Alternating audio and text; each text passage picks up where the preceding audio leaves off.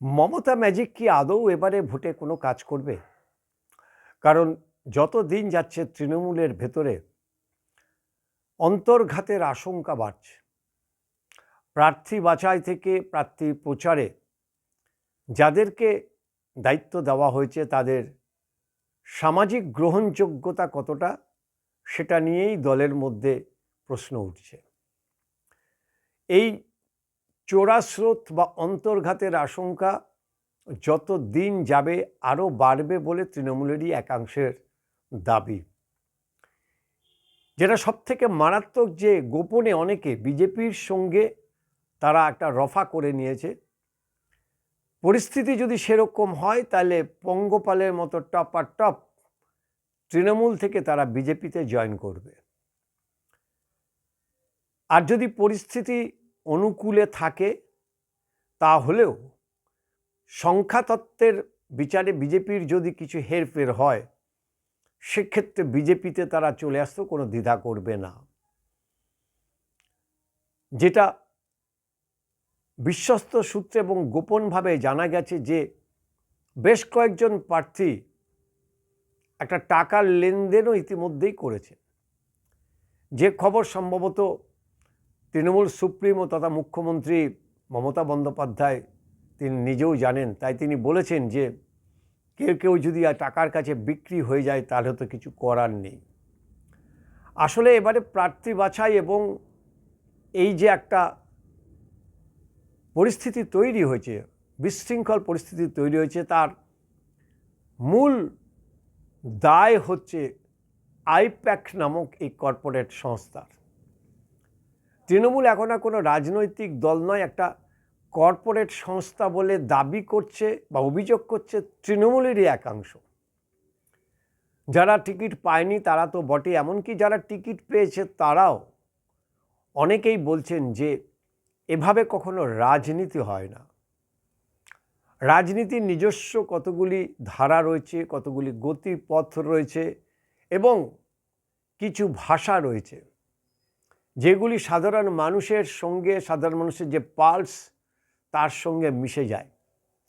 গ্রাম্য রাজনীতি ভাষা আলাদা হয়, গ্রাম্য রাজনীতির কৌশল অন্যরকম হয়। পুরোটাই কর্পোরেট ধাঁচে এখন তৃণমূল কংগ্রেস চলছে, যার হোতা হচ্ছেন সর্বভারতীয় তৃণমূল সাধারণ সম্পাদক অভিষেক বন্দ্যোপাধ্যায়। অনেকেই সরাসরি অভিষেক বন্দ্যোপাধ্যায়ের তাকেই দায়ী করছেন এই পরিস্থিতির জন্য। কারণ তিনি যেদিনকে থেকে দলের দায়িত্ব পেয়েছেন সেদিনকে থেকে আমূল পরিবর্তন ঘটে গেছে দলের যে পদ্ধতি, সেই পদ্ধতিকে ঘিরে। পারফরমেন্স এখানে শেষ কথা, কিন্তু তৃণমূলের একাংশের অভিযোগ এই পারফরমেন্স হচ্ছে আসলে কে কত কাঁচা টাকা, নগদ টাকা সাপ্লাই দিতে পারবে। এবং এখানেই যত গণ্ডগোল। শোনা যাচ্ছে এরকম বেশ কিছু প্রার্থী যারা কোটি কোটি টাকার বিনিময়ে এবারে বিধায়কের টিকিটটা পেয়েছেন,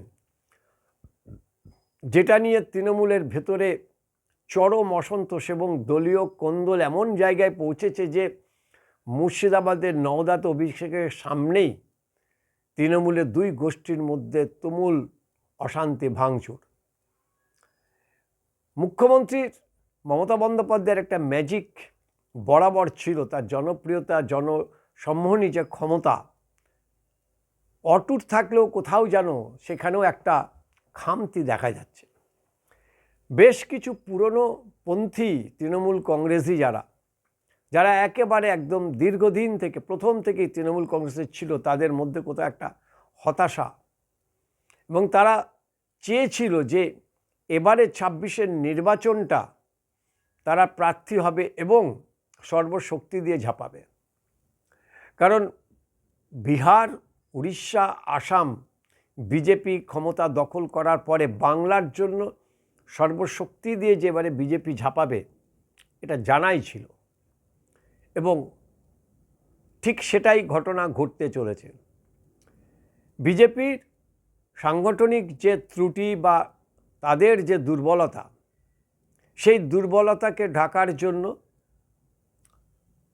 নির্বাচন কমিশন এমন কিছু তারা কৌশল অবলম্বন করেছে বা এমন কিছু পদক্ষেপ নিচ্ছে যে তৃণমূলের যে মেশিনারির জোরে শাসক দল জিতে যায়, সেই মেশিনারিগুলিকে যতটা সম্ভব অকেজো করার চেষ্টা করেছে।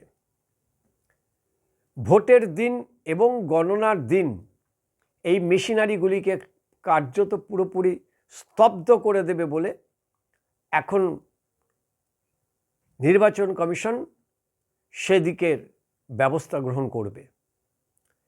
অনেকগুলি ভোট আমরা কভার করেছি। আমারও সৌভাগ্য হয়েছে ভারতের পৃথিবীর সবথেকে বৃহত্তম গণতন্ত্রের এই নির্বাচনে অংশগ্রহণ করার। বহুবার কভারেজ করেছি, বিধানসভা, লোকসভা থেকে শুরু করে পঞ্চায়েত ইলেকশন এবং মিউনিসিপ্যালিটি ইলেকশন। কিন্তু এবারের ভোটটা একেবারে অন্যরকম মনে হচ্ছে। প্রতিটি পদে শাসক দলকে কিভাবে রুখে দেওয়া যায়, তাদের এই মেশিনারিকে আটকে দেওয়া যায়, সেটা কিন্তু নির্বাচন কমিশন প্রত্যেকটা পদে পদে বুঝিয়ে দিচ্ছে। একের পর এক আইএস আইপিএসদের বদলি করা হয়েছে, এমনকি ব্লক লেভেল পর্যন্ত, আইসি লেভেল পর্যন্ত তাদেরকে পরিবর্তন বা বদলি করে দেওয়া হয়েছে। কে কখন কোথায় থাকবে কেউ নিজেও জানে না।